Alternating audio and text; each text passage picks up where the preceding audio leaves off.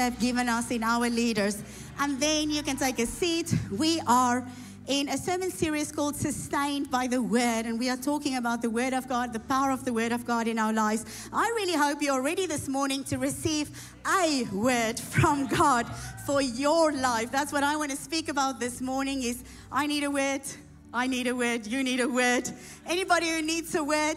Well, here in Elim, there's lots of people I trust in all of our locations. So if your heart is open, then God is going to speak to you today. We are going to watch a video clip that will just introduce us to the theme, Sustained by the Word, and then we will come back and share the word.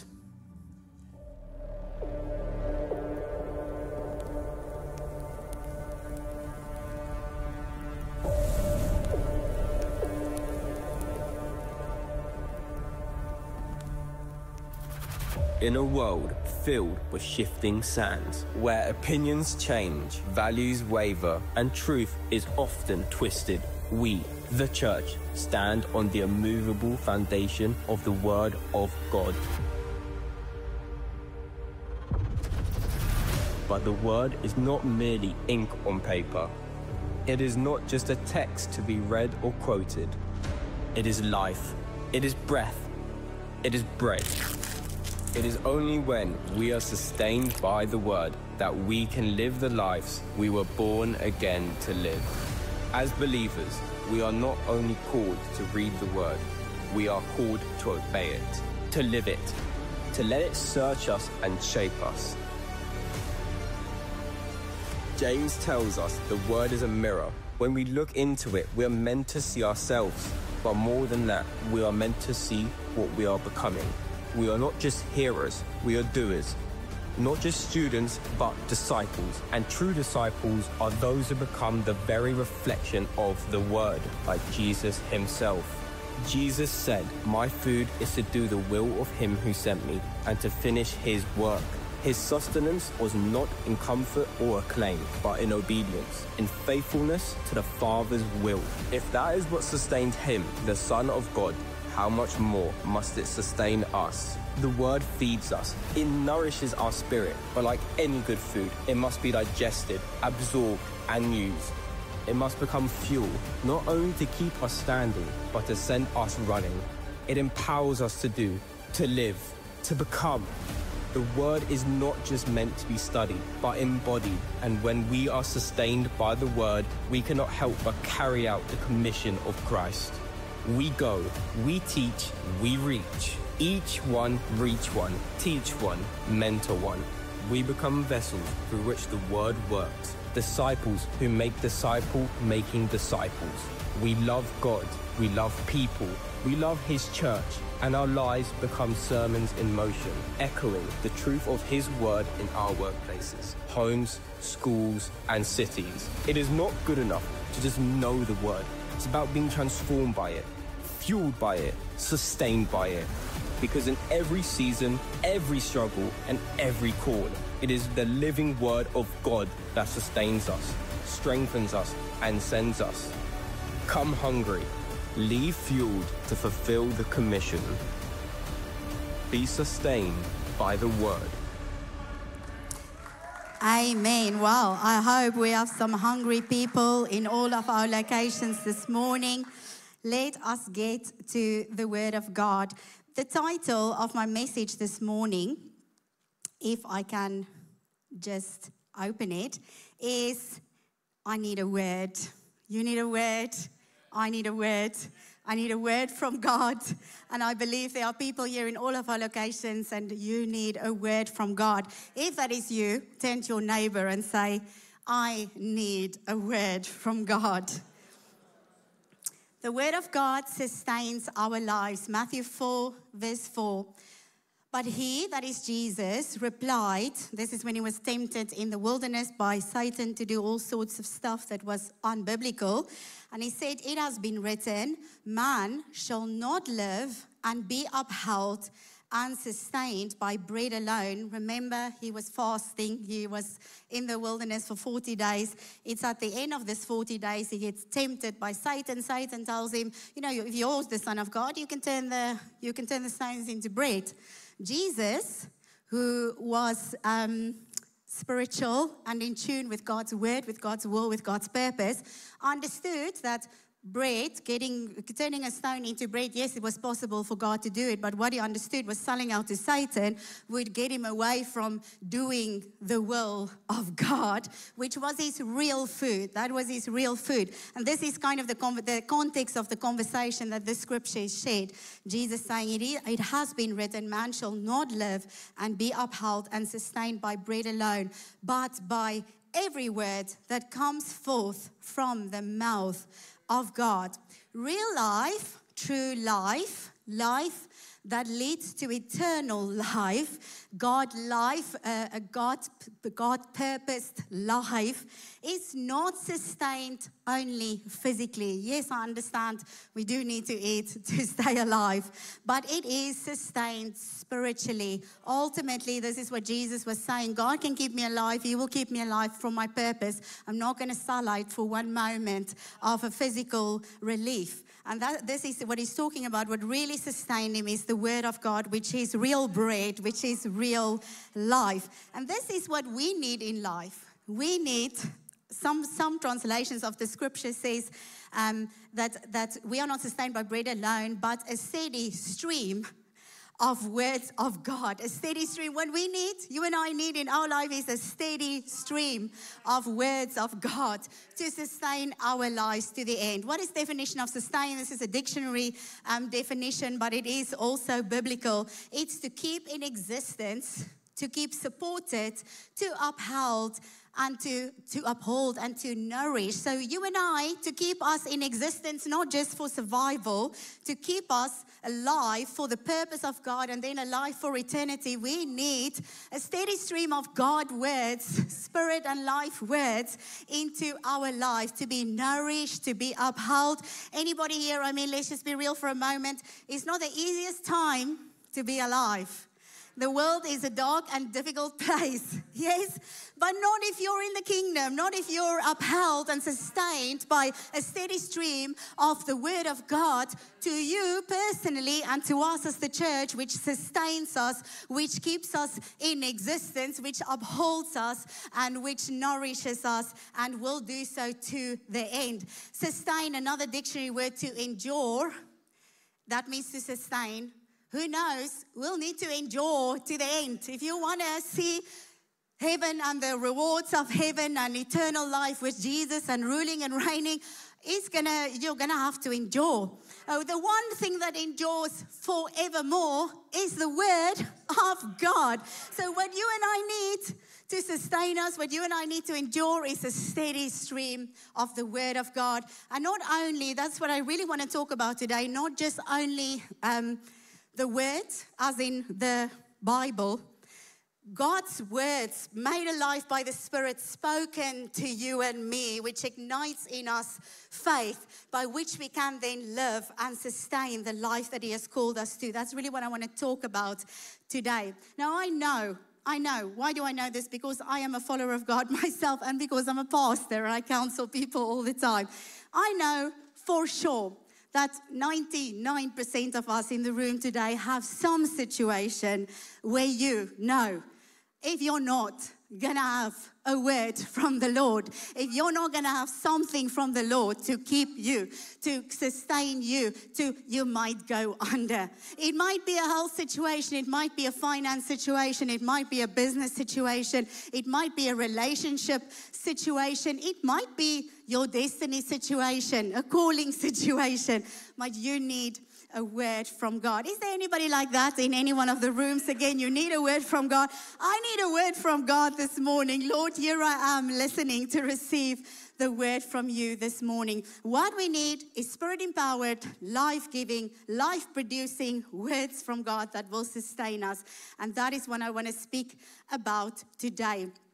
I don't want to get too technical. I know, I have this tendency to bring out the Greek and the Hebrew. I'm not going to do too much of that today.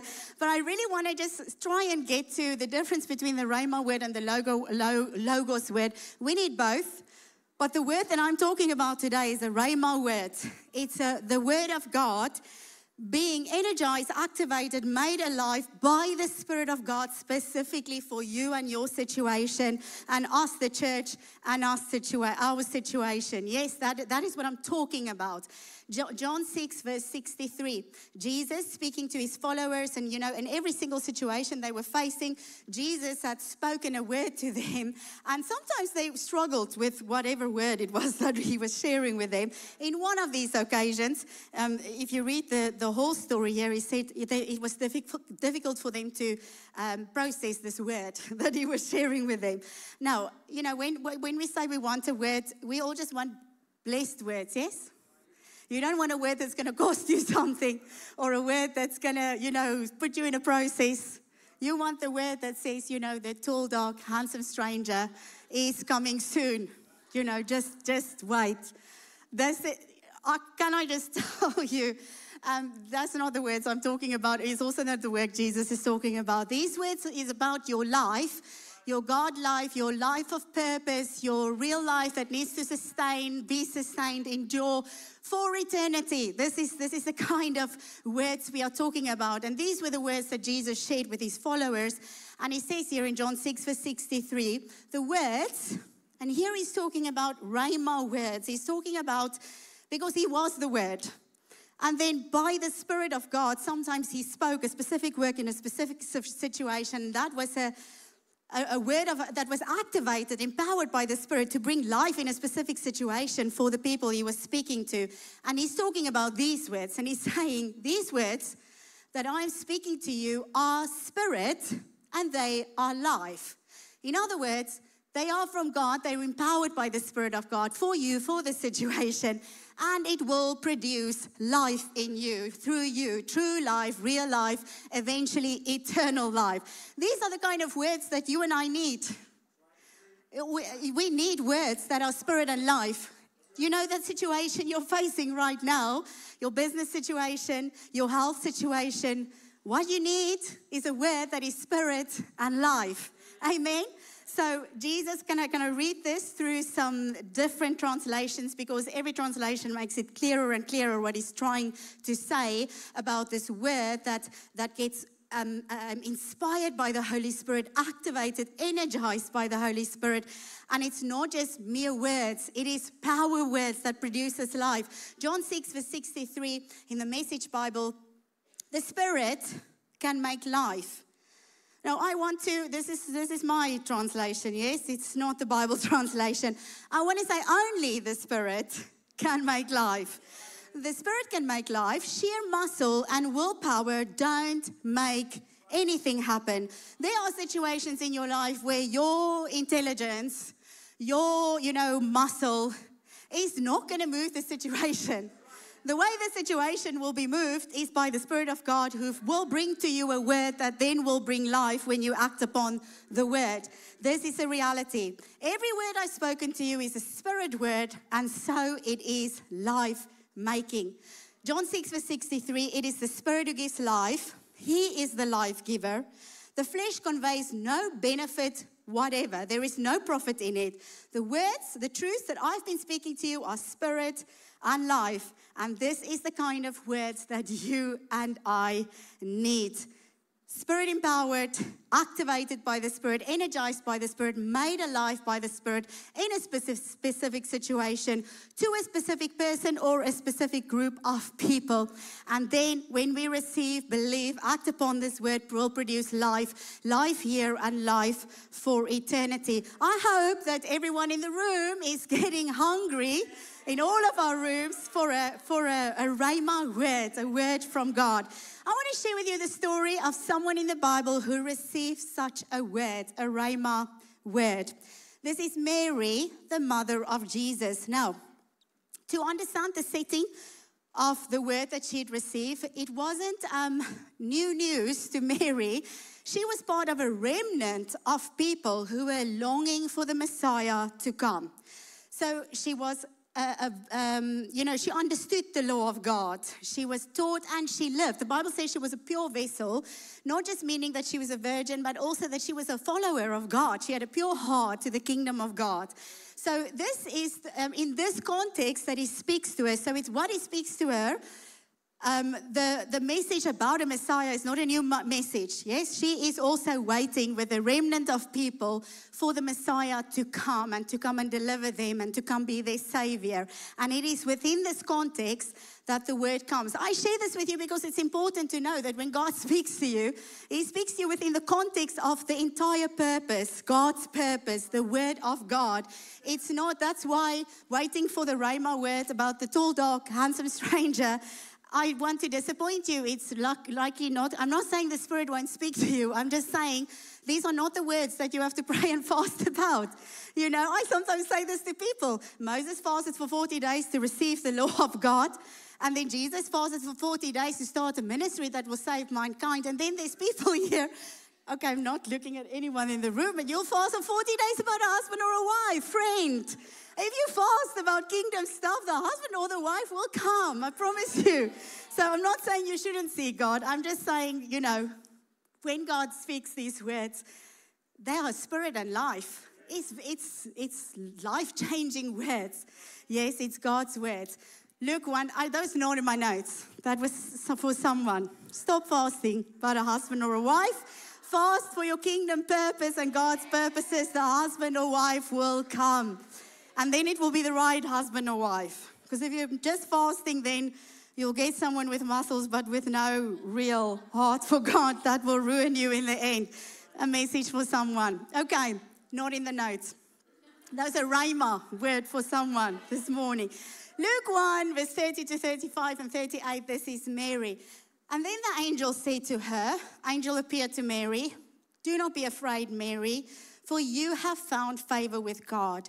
And behold, you will conceive in your womb and bring forth a son, and shall call his name Jesus. He will be great and will be called the Son of the Highest. And the Lord God will give him the throne of his father David, and he will reign over the house of Jacob forever, and of his kingdom there will be no end." And then Mary said to the angel, "How can this be, since I do not know a man?" And the angel answered and said to her, "The Holy Spirit will come upon you, and the power of the Highest will overshadow you. Therefore also that Holy One who is to be born will be called the Son of God." And then Mary said, "Behold, I am the maidservant of the Lord. Let it be to me according to your word." And the angel departed from her. Now, again, let me just put it in context. She already knew. They were all longing for the Messiah. So when the angel spoke to her, he wasn't just saying the Messiah was coming. It was a rhema word specifically to her, because he was saying the Messiah is going to come through you. Okay, and this is where, you know, again, if you think about fasting for a husband or wife, this is the kind of stuff you need to fast about, that the kingdom will come through you. Jesus came through Mary. Now, again, we're looking at the power, the nature of a rhema word, a word from God. How amazing is this, that the angel spoke to Mary a rhema word. A word, it was the word of God. It was already prophesied, was already in the law of God. The Messiah would come. It was empowered by the Spirit specifically for her, for that moment, for her purpose. And by the Spirit, the word, as she received it, because she said yes. It's an important point. She could have said, "Well, you're talking nonsense. What craziness is this?" Well, she just said, "Okay, but I'd like to understand how. I'm willing." The angel said how. Spirit's going to come upon you. The Spirit will make it happen. If you receive it, if you will believe it, you need to obey it. And then life will come. This is amazing. If you can see, you know, how that the rhema word works to produce life is the word gets spoken. Mary received the word. She got pregnant with the word. Then she birthed the word. She gave life to the word. And then she was saved by the word that she birthed. These are real rhema words. They are spirit and life. They will save you and others. The word that God will speak to you, the word that we need, the word, it comes if you believe it, if you receive it. You get pregnant with it. Then you obey. There's a process. Then you give birth. So it starts manifesting physically. And when it manifests physically, it brings life, and that life will sustain you, will save you, and others. Yes, that is the nature of the words that God speaks to us. They are spirit and they are life. Anybody here who wants a word like that spoken to you? I hope so, because that is the heart of the message, that you hunger for the words, the life-giving words, the words that will sustain you in your life. Now, in the Bible, this kind of rhema word, again, like I said, is a word that will sustain us. The word that is spirit and life is, again, a rhema word. So all of the word is useful. The entire word of God has its purpose. We build that is the foundation for our faith. But when it comes to producing things like this, like Mary bringing forth the Messiah, it's a rhema word. It's a word from the Logos that is empowered, activated by the Spirit of God for a specific person, specific people group, at a specific time, for a specific reason. And when it comes, it produces life, and the life will sustain and save you and others. Amen.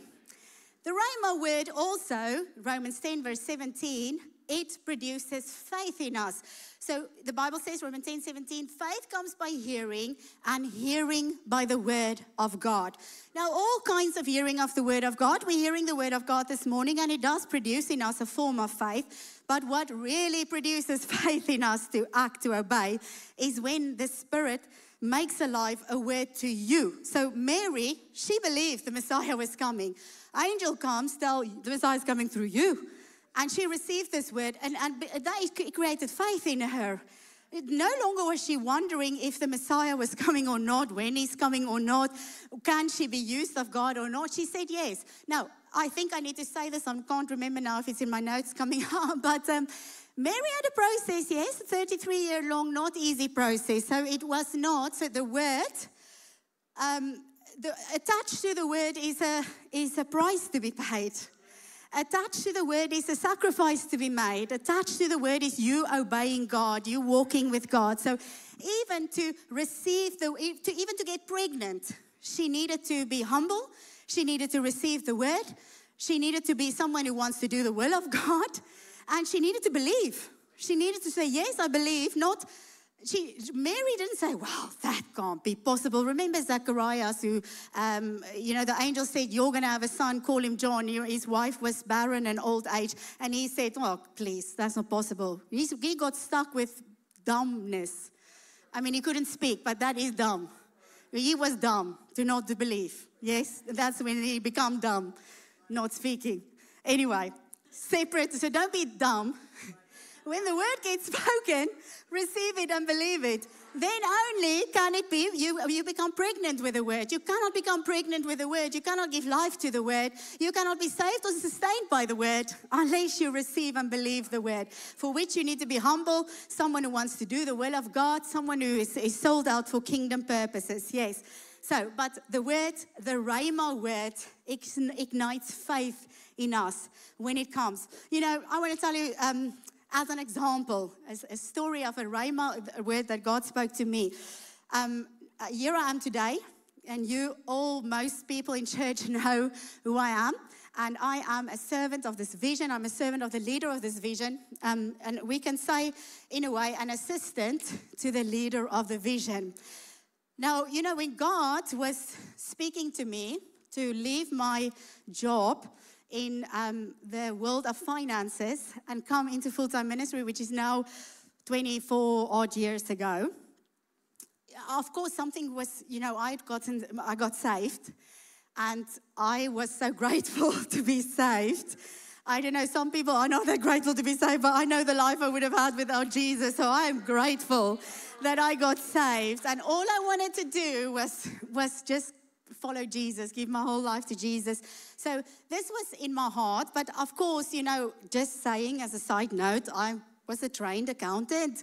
You know how difficult it is for God to speak to accountants, because accountants need everything to add up. 1 and 1 is 2. Some things that God tells you is not 1 and 1, is not 2. 1 and 1 is 8 sometimes with God. So just saying in the context, how God had to get the word through to me. But anyway, I had already now built, you know, a relationship with God. I was hungry for the word. the entirety, the Logos word, which I was grateful to study, to learn how to follow the Lord. And in this, the Lord speaks to me, a Rhema word. He makes a part of the word alive, empowers it by the Spirit, and speaks this word of that Spirit and life to me. And the word he speaks to me is Elisha and Elijah. Remember when Elijah called Elisha, he put a mantle on him and he said, come. And Elisha said, oh, I just need to quickly say goodbye to my family. Elijah's a bit like, wow, mate, God's calling you. Why do you all this time you want to be emo about it? You want to take time with it. But anyway, and then Elisha gets, okay, this is a bit more urgent than what I think. And Elijah goes and he burns. He was part of his father's business, which seemed to be a lucrative agricultural business. They had a few teams of oxen. He was driving one of them. And the Bible says what he did is he burned the equipment. And he took the oxen, slaughtered the oxen, made a feast of the meat, shared it with all the people. Basically, he was saying, not coming back to this. I'm going to go and serve the prophet Elijah. And this is the word that the Lord spoke. It's the Rhema word he spoke to me. And he said to me, you are going to serve the prophet, the leader. This vision and the leader of this vision is what you're going to serve. And you're going to burn your bridges, your career in finances, which I had big plans for. If that's what you're going to do, you're never going to go back to that. It's the word the Lord spoke to me. The Lord obviously confirmed the word, but that word burned in my heart. Till this day, it is the word in my heart. I just want to explain to some people who already is thinking, oh, people say that to me sometimes, oh, I'm going to be the next Joyce Meyer. And I'm like, okay, just build a home self first. I didn't think that. Luckily, I was a bit more broken, so I didn't think I'm going to do anything big. I knew Elisha was, he was washing the clothes for Elijah. He was making food when Elijah was hungry. And I understood that is something that I can do. I can serve. This is what I could do because I wasn't born with a mic in the hand or you know what I mean? So I knew what he was calling me to. I didn't think he was saying, you're going to be the next Elisha. Still today, I don't think that. Still today, I understand that I am a servant. I am an assistant to the vision and the leader of the vision. And that word sustains me. And that word is not only saving me, but others are getting saved by that word because the work is too big for one man, So they are assistants, they are servants to the vision and the prophet of the vision. And that is what I'm doing today. And if you know me, I hope you agree with me that there is a fulfillment. The word was spirit, it was God's word, and it produced life. Now, again, like I said, I didn't the next day because I said yes. I left my job, yes, of course. I burned the bridges, I came into ministry. I didn't the next day get a mic. They didn't go, oh, hallelujah, Lynette, you came. We are so glad that you said yes and you are the woman of the hour. And here's the mic. And no, that is literally what happened. Like Elisha is, the food making, the house cleaning, the babysitting, the do this, do that, make sure this is happening today. I'm pastors. I haven't babysat the pastors' children, Pastor Tobo and Karen's children, but I babysat Pastor Francis' children. Just saying, but you don't necessarily want me to babysit children. So I also understand why I don't get chosen for that. But many other things, yes. And to this day, I am still a servant of the vision and the leader of this vision, the prophet of this vision, whatever he wants. I'm serving, I'm assisting. And through that, there is life, not only to me. The word sustains me, but also others. Yes? Amen. So this is an example. It's an example of a Rhema word, the kind of word that you also need for your life. Do you know how many times you need to go back to this word because things get tough? There are times, not anymore. I mean, yes, they are, more the pressure comes, but I had times where you think, wow, if I was in finances, I still have a very big salary, yes, and I wouldn't work this hard. And I work in the and then, you think maybe I can do something else on the sideline. And then the Lord reminds me, no, remember, the word, I spoke to you. burn the equipment, slaughter the animals. You're never going back there. You are full-time doing this. Yes, the word sustains me. The word reminds me. And the word brings life, not only to me, but to others. The word saves not only me, but others. Amen. Now, I want to kind of get to, how do I receive this word? Anyone want to know how you receive Rhema words from the Lord? Okay, this is good news. You don't need to seek a prophet to get a word from God. In fact, and my personal conviction is that it is fortune telling to seek. I'm not saying there isn't a role for prophets, yes? There is a real role for prophets in the kingdom. God has called, we ourselves have a prophetic leader. And this leader, what he does prophetically is keep us in line, keep us in everything that we go. It's not prophesying over the dark, handsome stranger that's coming on the big white horse. He's not. But the point I'm trying to make is, you don't need, and this is the Holy Spirit has told me many times, because again, you know, all of us, spot that we need to work on. Sometimes you just want recognition, or I didn't have anyone clapping hands when I said yes to come into ministry. And for many, many years, I don't believe people really saw even where it was going to go, or if it's going to go anywhere at all. Do you know, our pastor then, and I honor him for doing that, when I told him, Pastor, the Lord spoke to me and told me, you know, I need to be like Elisha and come and serve. You know, he said to me, this is what he said to me. Well, if that's what you want to do.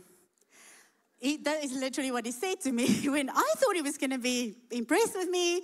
He's going to cheer me on. He's going to, in his wisdom, I think he understood that, you know, if you're not going to do it for the word of the Lord, if you're going to do it for the applause of man, he clearly understood what was still ahead, the process that was still going to be. So he understood that it really had to be my choice to come, my saying yes to the word. So, but this is how it started out. But the point I'm trying to say is that you don't need to go look for a prophet to speak a word over you.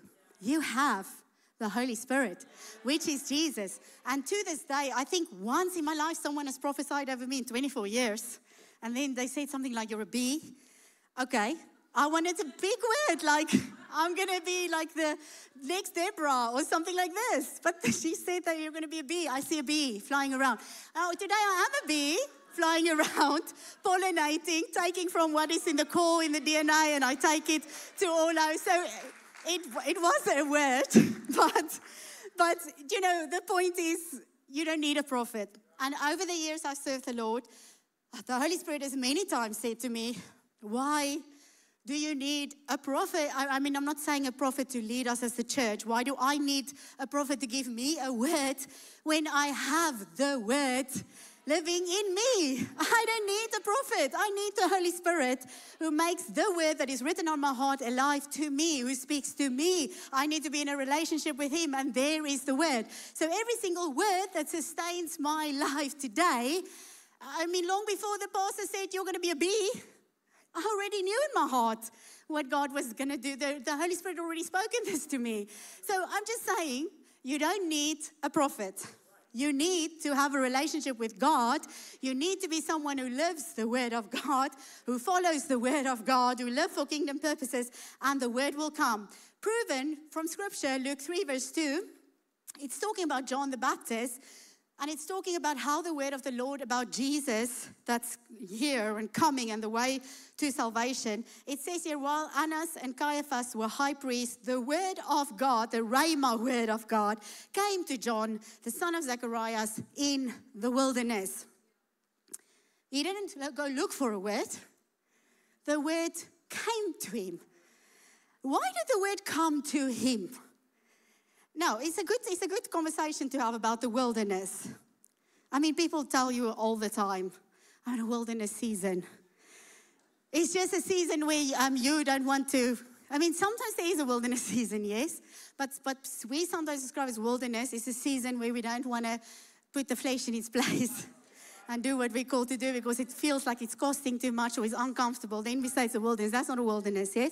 Wilderness is normally a preparation time.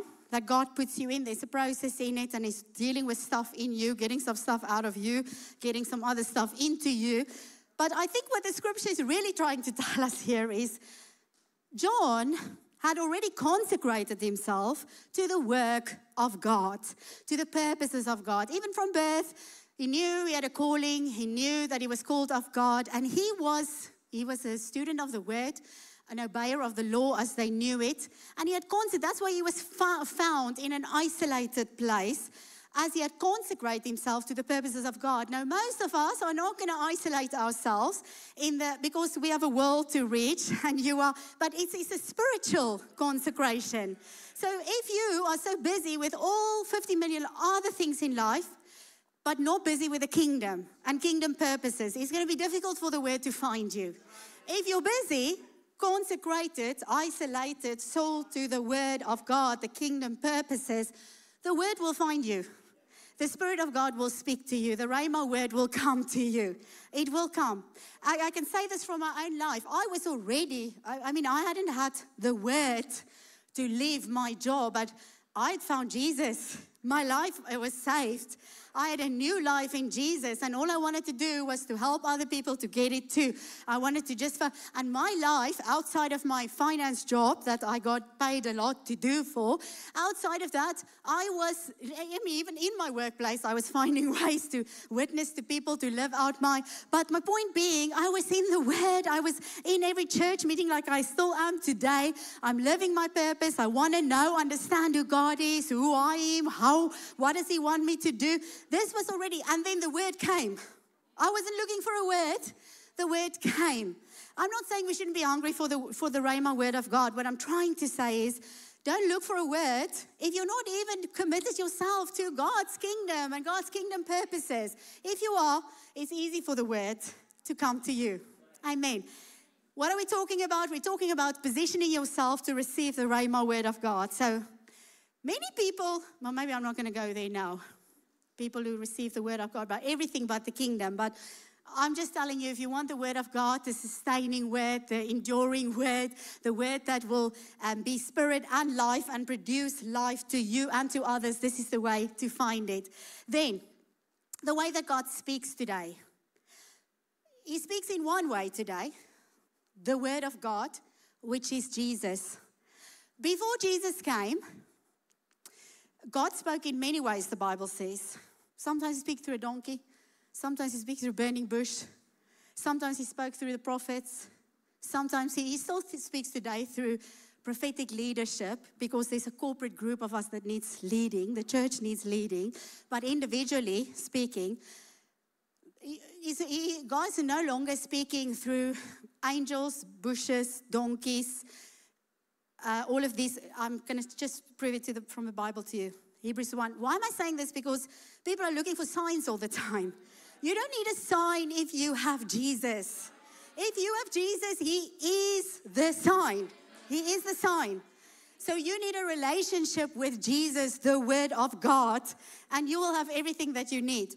Hebrews 1 verse 1 to 3. God, having spoken to the fathers long ago in the voices and writings of the prophets in many separate revelations, each of which set forth a portion of the truth, and in many ways has in these last days spoken with finality to us in the person of one who is by His character and nature His Son, namely Jesus, whom He appointed heir and lawful owner of all things, through whom also He created the universe, that is, the universe as a space-time matter continuum. The Son is the radiance and only expression of the glory of our awesome God, reflecting God's Shekinah glory, the light being the brilliant light of the divine and the exact representation and perfect imprint of His Father's essence, and upholding and maintaining and propelling all things, the entire physical and spiritual universe, by His powerful word, carrying the universe along to its predetermined goal. Now, you can put your own name in there.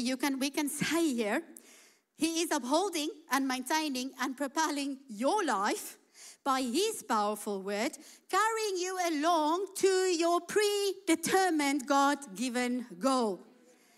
That is Jesus, the Word of God. So, I do understand that, you know, God speaks to people in different ways. If you're like me, logical, analytical, you know, sometimes God speaks your language. Yeah? So I get that. So some people say, yeah, but I saw the flower and it meant this to me.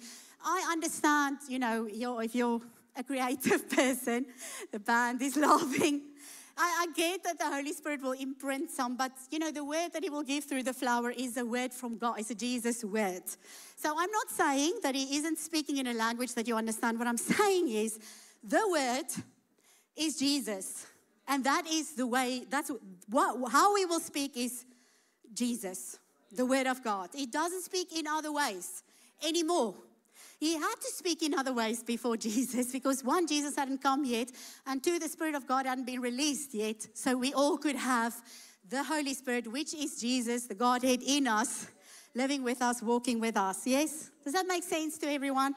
So just taking away, don't tell me I was on Instagram and then I saw this, and then this is one of the biggest problems we have today is people are more on Instagram than they are in the Word of God. So don't look for a word on Instagram. Look into the Word of God, and if you're looking into the Word of God and living the Word of God, then the Rhema word, the word for you in your situation will come. The Spirit will empower it, and it will be from God, and it will bring life not only to you but to others. Amen. Furthermore, I want to talk a bit about the importance of the Logos word. So if we can briefly explain the difference between the Logos word and the Rhema word. So the Logos word it is basically Jesus. Jesus is the word of God. And it's the entirety of the message of God. Some will say it's the written word, but even today it's a spoken word. But it's an entire message. Not everything in the message is beneficial to you.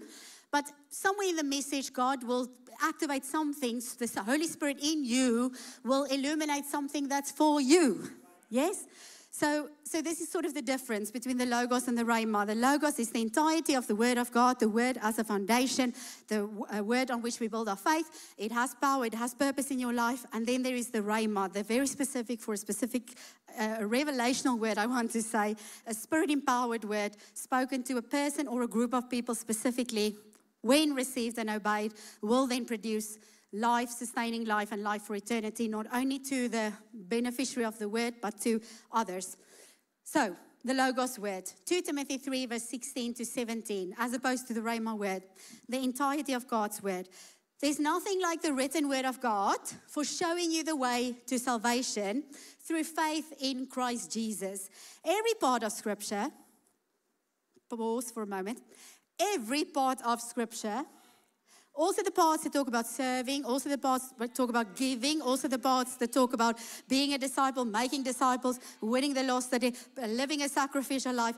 Every part of Scripture is God-breathed and useful one way or another, showing us truth, exposing our rebellion, quiet, correcting our mistakes, training us to live God's way. Through the word, we are put together and shaped up for the tasks God has for us. So again, if you just think about the Logos word, let's just talk about it as a foundation to be then set up for receiving Rhema words. Mary, for example, was already living this word. She had already been taught. She had already living a kingdom word. She was already, dealing with her mistakes, dealing with her. She was already a person wanting to do the will of God. I'm not saying you need to be a perfect person. I'm saying there's a state of heart. I wasn't perfect when God called me, when he gave the Rhema word. And God has given many Rhema words in my life. I'm just using one as an example, yes? So this one particularly, I was useless when the word came to me. But what I did have is a heart for God. I want to do the will of God. I want to follow Jesus. I want to do whatever that takes to do that. That was the foundation, at least what I had. Okay, so the Word of God, the entirety of the Word of God has that purpose, that it shows us the way to live. It trains us, God's way to live. And we are put together and shaped for the purpose that God has for it through this Word, the Logos Word. Here is something else, again, just to encourage those people who feel like, yeah, but I'm not even going to get through the whole Bible this year. Many of us never get through the whole Bible because we, like Pastor Darby said, we read what's on the scripture on Sundays. It's going to be hard for God to speak to you if you live like that. Yes. So get in the word of God. Hebrews 8 verse 10, just an encouraging word. For this is the covenant that I will make with the house of Israel after those days. We are also now there, says the Lord. I will imprint my laws upon their minds, even upon their innermost thoughts and understanding, and engrave them upon their hearts. And I will be their God, and they shall be my people. Why am I sharing this? Is because when you get born again, when the new man that is Jesus get created in you, in a sense, in a seed form, but you receive the fullness of the Godhead, the Bible says, on being born again, is what happens when that new man gets created in you. And the Bible says, before the law of God was written on stones, but now it gets written on our hearts. Because basically, Jesus now lives in your heart, and the law is in your heart. And now it is amazing that the minute you get born again, lying to someone, which came very easy before you got born again, even maybe you've been trained to lie, but it doesn't feel that good anymore. It's something that doesn't feel right. Even if you hadn't read a scripture that said, do not lie. It's written on your heart. There's stuff that just isn't, it's not okay anymore, because in your heart, the law is now written. So what I'm trying to say is, you have to know the Logos word of God. You have to study. You have to live, because your life gets put together like that. But at the same time, you don't have to be perfect. I've read the Bible 150 million times before he can speak a rhema word to you if you have a heart for God, because the law is written on your heart. I'm going to use another example. Now I hope it's going to get to the explain it. This one time I was praying. It's I've already now serving the Lord. I think I was a zone supervisor at the point. But I had a massive, I think it was a medical bill. I'd done some private, but it was like a massive, turned out to be, I'm not even going to say the numbers now, but it wasn't possible for me in the natural. I didn't know where I was gonna find that money. I was not don't know, this is not in my notes, but I have never loaned money from someone in church or from someone. I mean, yes, at some point, I have a financing agreement for my car. But I just want to say, sometimes you need to ask the Lord instead of asking the brother who you think has money, yes? I'm not saying we can't help each other. I'm just saying for some of us, it's too easy to do that. Okay, but that's the same. It wasn't my notes. Wasn't in my notes. Also a rhema word for someone.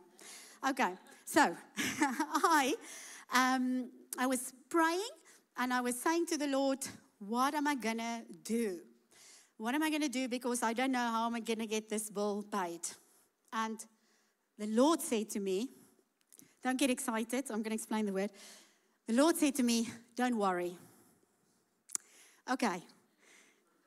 I mean, that's like a word. What a word. But that word is actually in Scripture. And I went to the Scripture because, the word is written on my heart. So I understood what he said, and I understood there was a Scripture, so I found the Scripture. And the Scripture says, don't worry. You are not, so the Gentiles worry about what they eat, what they drink, not us who are children. We have a Father in heaven. I don't have to worry. I can ask my Father, and my Father who already knows what I need will supply in my need if, this is the if, seek first the kingdom. Seek first the kingdom. This is, if you seek first the kingdom, then you don't need to stress. This is a word for someone. If you have a lot of stress about finances, why the Lord spoke that word to me? Because in this moment, I'm praying this, I am, as a zone supervisor, literally having a revival, a youth revival. Hundreds and hundreds of youth are coming. I have home cells that's growing and multiplying. I am busy 24/7. Then I'm visiting someone in hospital that's wanting to commit suicide, but we lead them to the Lord, and they come. Then I'm baptizing these youth who are self-harming, but they get delivered from their demons. All of this stuff is happening. It's happening. And I'm thinking, I need to get a second job. I need to do, what am I going to do? Because I don't have enough money to pay all my bills. But the word of the Lord came to me saying, don't worry. And I got what the word was saying to me. The word was, keep doing what you're doing. Keep seeking the kingdom first. And if you're keeping seeking, so you don't have to stop seeking the kingdom and then try and solve your own problem. What you can keep on doing is seek the kingdom, build people's lives, share the gospel, make disciples. So if you keep on doing that, all you need to do is ask me, and I will provide to your need. So I got up I said, thank you, Lord. I ask you now, this is my bill, that you will provide. And I'm now going to go out to my youth night, and I'm going to go do what we do. And this is when the lost at any cost make disciples. That's what I'm going to keep on doing. Lo and behold, it wasn't days later, from who knows where, the money comes, the bill gets paid. You know, that's again like in a moment that the word becomes a rhema word. I need to say this very importantly to people. I just always feel like I need to explain that. Within context, yes, like Mary. I was already a tither. I was already offering to God because I love Him, I worship Him. I was already giving over and above into special offerings for building projects. You know, I was already honoring God with my finances, living open-handed. I was already doing that. When the word came, don't worry.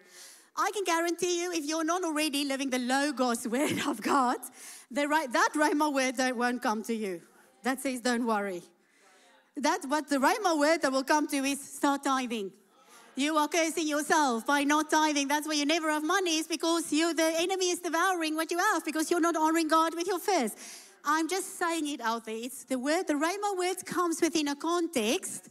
It's important to say this because I speak a lot to people. You know, people say something like, God has called me to go to another nation and plant a church. And I go, yeah, amazing. Oh, how's it going with your home cell? Oh, Pastor, I'm so busy, my work, so many hours a day. There's my wife. We need a date night. We need a thing. I'm thinking, mate, the rhema word can come all at once. It's never going to come to fulfillment. Because the word attached to the word, first the word is in context of the Logos. And secondly, the word has a process and the word has a price and the word has a sacrifice. Mary received the word. Then she got pregnant with the word. Then she was in her culture an unwed woman, pregnant out of wedlock. And not only that, she seemed a bit crazy because she also said, I am carrying the Son of God. I can tell you now, it all looks amazing when we read the scriptures. It wasn't amazing to go through what she was going through. She could have actually been killed for dishonoring her family, for dishonoring her community. What she had to go through. Then imagine now going through training the Son of God. That can't be easy. Then, your son is amazing. If you guys watch Chosen, your son tells you, Mom, our Father in heaven told me I'm going to die a brutal death. And that's the only way how mankind can be saved, if I am the price for the sins of mankind. Now, mothers in the room, if your child just suffers a bit in the cause of serving the kingdom, what will you say? Because Mary had to say, I'm praying for you, I'll be with you, I'll be at the foot of the cross when it happens. You imagine what she was going through. So I'm just saying, if you're going to receive a rhema word, you need to be ready to, not for every word you're going to put someone, I'm just saying, if the Lord is speaking a rhema word about your business, for sure, He's going to tell you other things to do, other things to obey, other big gifts to give into Builders Club before you sort your own family house I'm just saying. I know it's very quiet now because we want the blessing, we want the life, but we don't want the price of life. Okay, I'm just saying. Okay, you ready still to receive a rhema word from God? Okay, almost there. You need to be, but if you're positioning yourself to receive a rhema word from God in any situation in your life, not everything I shared now about a calling, but there's relationships, there's business, there's, again, relationships. You're praying for your marriage. It's going to cost you. If God's going to give you a rhema word, there is going to be a cost attached. Maybe you're going to have to humble yourself. Maybe you're going to have to repent to your husband. Maybe you're going to have to be the least. Maybe you're going to have to be the one who prays, the one who eats up a lot of stuff, the one who respects him, even you don't think he deserves respect or honor, but because he's been put in that position and God said, honor your husband. That's where you're going to, maybe that's what the cause. I don't know. But my point is, there's a Rhema word, but there's a cost and there's a price. But what's the end of it? The end of it is life. You will be saved. You will be sustained. And not only you, but others. Okay.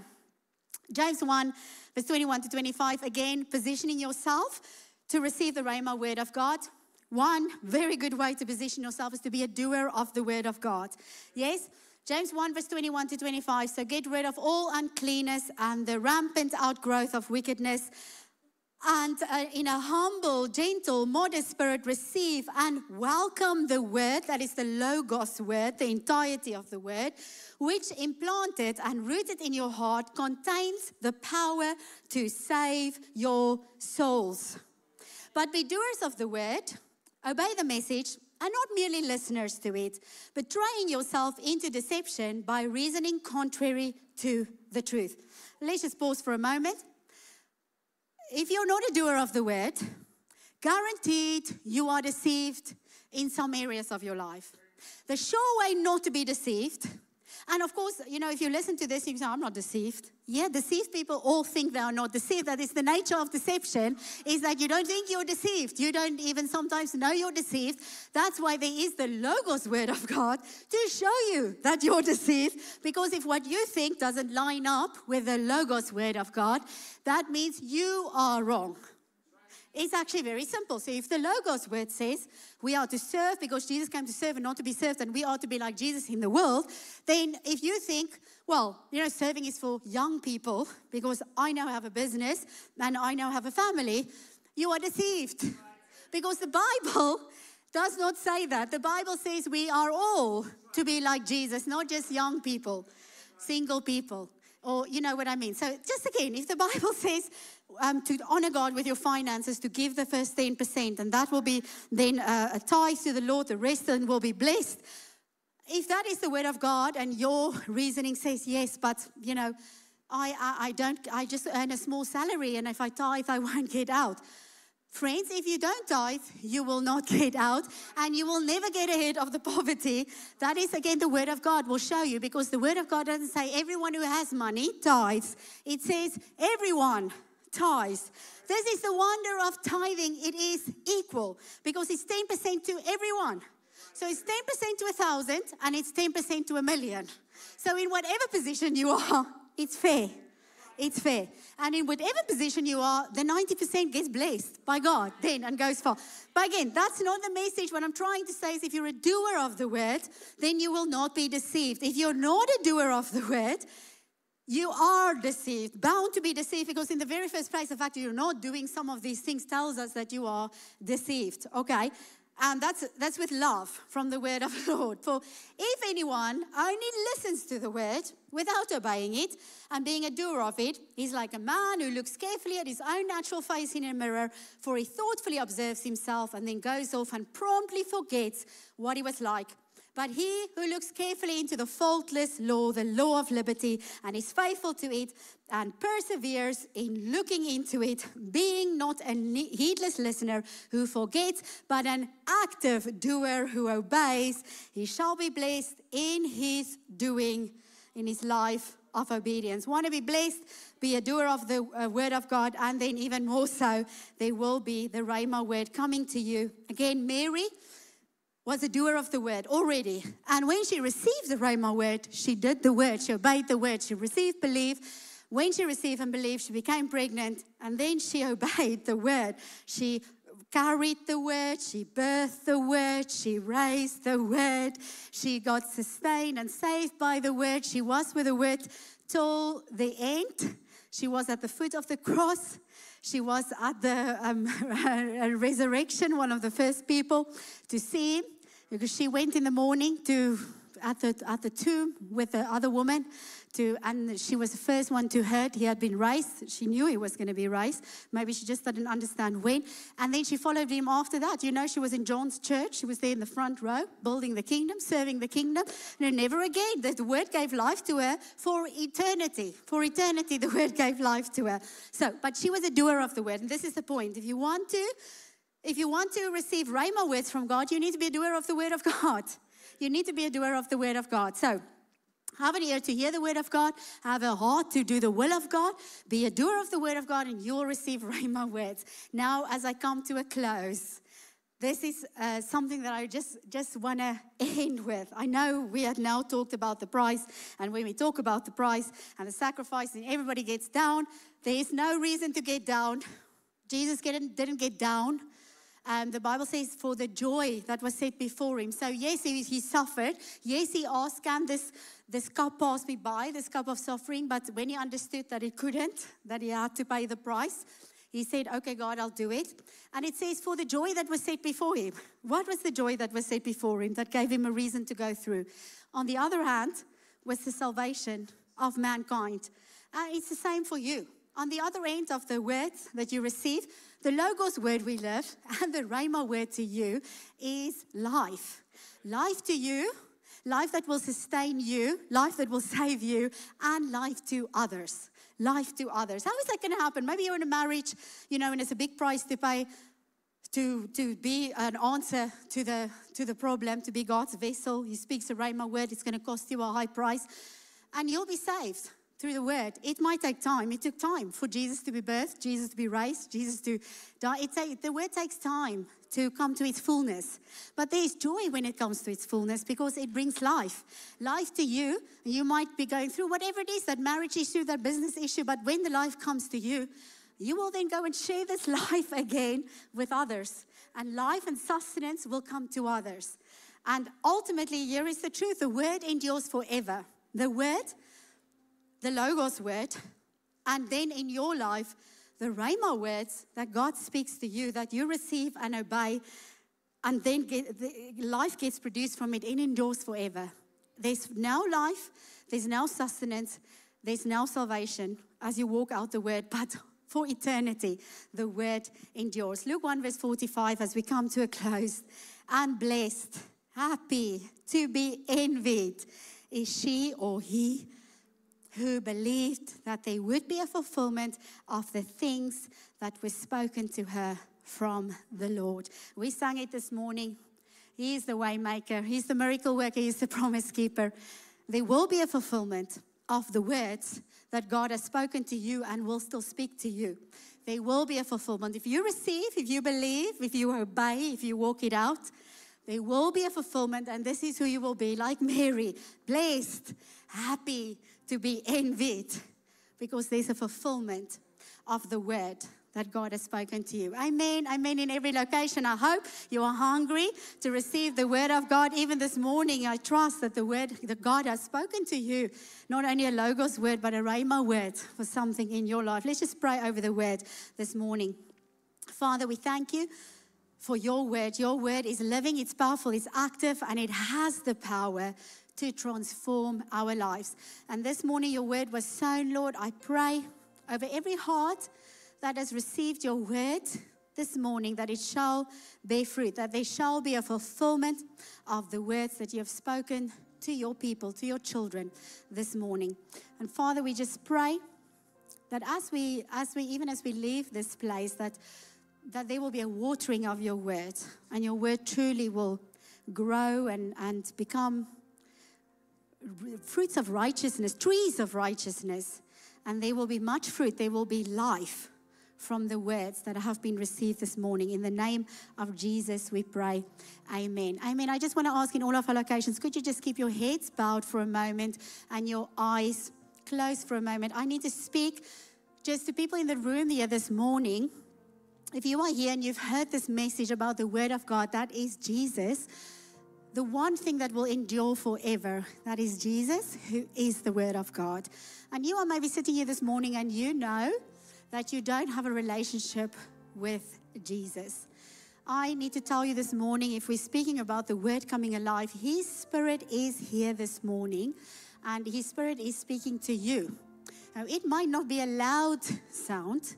It could just be a prompting in your heart, something moving in your heart, and you know that you need Jesus. You need the salvation that Jesus brings. You need a relationship with God. You need to be reconciled with your Father in heaven. You need forgiveness for your sin, and you need a new life. If that is you this morning, this is your opportunity. Just like Mary, all you need to do is to receive the word that is spoken to you this morning. And the word is that Jesus came to pay the price for your sins, and you can be saved this morning. You can be forgiven this morning. You can receive a new life in Jesus. If that is you, I want to ask you, would you just gently raise your hand while we all just keep our heads bowed and our eyes closed? If that is you this morning, thank you, thank you. If you could just raise your hand in all of our locations, we would like to pray for you. I would like to pray for you. And this is also just an act of faith. You're showing Jesus that you are saying yes. You're also showing your Father in heaven that you are saying yes. So one more time, maybe on the count of 3, if you need to receive forgiveness for your sins and you need to receive reconciliation by Jesus to your Father in heaven, a new life in Christ, that is you this morning. Would you just raise your hand on the count of 3? 1, 2, 3. Thank you, thank you. Thank you in all of our locations. Just raise your hands. Raise your hands to heaven. God Himself is seeing the decision that you are making this morning. Thank you, thank you. Thank you. Thank you, Father. And we just pray this morning over every person who is raising their hand, even those who haven't raised their hands, but in their hearts they are saying yes to receive you as their Lord and Savior this morning. We pray, Lord, that you will come and make yourself real to them. Make Jesus real to each and every one of these people. Let faith arise in their hearts to receive what you have made available to him, which is salvation in Christ Jesus. Bless them, we pray. In the name of Jesus, amen. Amen and amen. Well, if you received that word this morning, why don't you just stand with me in all of our locations? Let's just honor God for His word and for the power of the word to transform our lives. Amen. And then I want to just take a moment to ask you in all of our locations, if you have raised your hand, even if you haven't raised your hand, we would like to help you this morning to receive this new life in Jesus, to receive forgiveness for your sins. We would like for you to come out of your seat so we can pray with you. In all of our locations, they're in self-feeds as well. In all of our locations, there's a space at the front. We call it the altar, the place where people meet God, where people encounter God. So if that is you, they're in East Barnet, they're in Durham, they're in Lisbon, in all of our locations, Sawbridge, Southfield, Seven Oaks. Even if you haven't raised your hand, but you know that you need to receive Jesus, you need forgiveness for your sins, you need a new life in Jesus, come. There is room at the foot of the cross. He's calling your name. Come and receive new life in Jesus. Oh, the Father is waiting. Come home. Your sins are forgotten, and there is room at the foot of the cross. Come on, keep on coming. Say yes to Jesus. Receive forgiveness for your sin. It has no claim, for He is washed. He has washed your sins away. Call on the name of Jesus and you will be saved. And He will make you whole again. Keep on coming. So come home, the Father is waiting. Come home, your sins are forgotten, and there is room at the foot of the cross. I am just going to take one more moment to encourage you. There were more hands that raised, and I know there were people who haven't even raised your hands. We are not asking you to join a church. We're not asking you to perform some ritual. What we are asking you to do, we are basically trying to help you to activate faith. When the word of God comes, the way we receive it is by faith. We need to act upon it. When we act, faith comes. Faith comes for you to receive. And that's all we're trying to do here this morning. And we want to pray for you. So I'm going to encourage you one more time. If you don't feel that you can come alone, all you need to do, you don't even have to say something. You just look at the person next to you, and they're going to know that they need to walk with you. They need to bring you down. So just look at someone, and they will know they need to come. But one more time as we clap in all of our locations, if you need to receive Jesus, if you need to receive forgiveness of your sins, you need to receive the Rhema word today that will bring life to you, that will sustain you, just come and receive Jesus. As we clap, as we sing, as we cheer, keep on coming.